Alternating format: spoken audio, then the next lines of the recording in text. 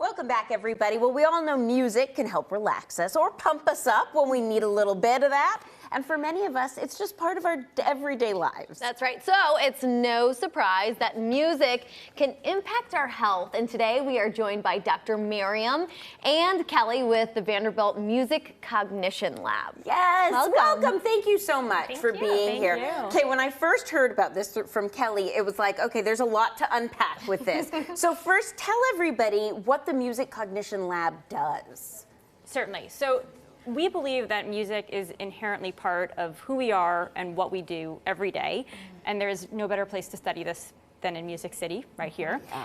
And so we study how human musicality, how we engage with music in our biology, from our genes to our brain to our behavior to how we interact with each other, is part of what we're doing and how that impacts our health and our wellness and our development. Yeah. Wow, and a lot with kids as well. Yeah.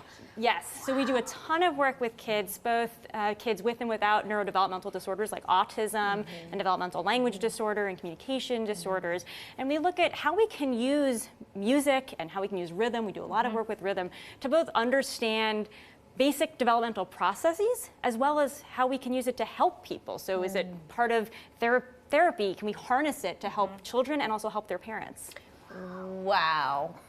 It's pretty neat. Like you said, a lot to unpack. Yes. So, you know, one of the most common times we use music is with children. You're mentioning children, you're mentioning a mom-to-be. Yes. And so, you know, one of the most common things we do is we sing to our children. Yeah. And you know, you might think this is a really, really simple thing that I'm doing. I'm just singing. What is the meaning of this? But it actually profoundly affects your baby and profoundly affects you in terms of what you're doing as a mom. And now, sorry, keep going. No, go ahead. No, I was just going to say the eye tracking. What is that? Right. Yeah, so we study music from a whole host of different ways. And one way is actually by using eye tracking. So we can see on a moment-to-moment basis, where is an infant looking every single second.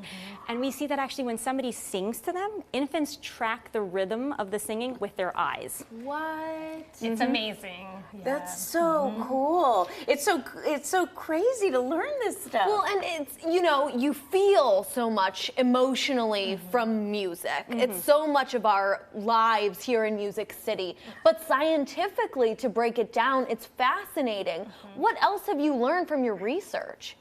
Yeah, so just to even continue with that singing example, so again, you may think, like, I'm singing, what am I doing? So it turns out when you sing to a kid, you naturally get slower.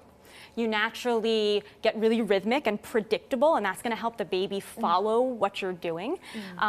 You smile more when you're singing to your baby, which is not something you think about. You open up your eyes really wide, and so you become this really engaging signal for your baby to look at you, and that helps with bonding. It helps infant caregiver bonding. And so that's one of our really, really big focuses in our lab. Wow. I would love to know more about the therapy type of work that you were talking about, helping out those with disabilities. Talk more about that. Yeah, well, I was just going to say, I think it's important to note that we're all different. We're all unique creatures. And so I think a big part of the work in the lab is to really understand the mechanisms behind the science so that when we're creating interventions, it can be personalized to each person and their own needs and what they're going to respond to, right? So that's why we look at things like the genetics and behavior and relationships and all the different aspects of health, because every intervention isn't going to work for everybody. So that's a key part of the science, to figure out what interventions are going to work for which people.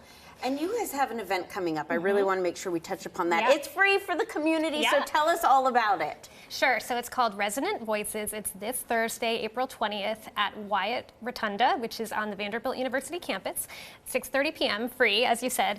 And we're going to have stories, original songs from families who participated in a mindful songwriting project. So these are beautiful songs. The families will be there to tell their story, and we'll hear these original songs. We have Lee Nash, Liz Longley, Allison Moore, Sarah Beck. So great performers, great music, and some science too. We'll share some of our research at the event as well. So I hope they do this at more campuses. It's such an amazing field of study, and I think it can just grow so much.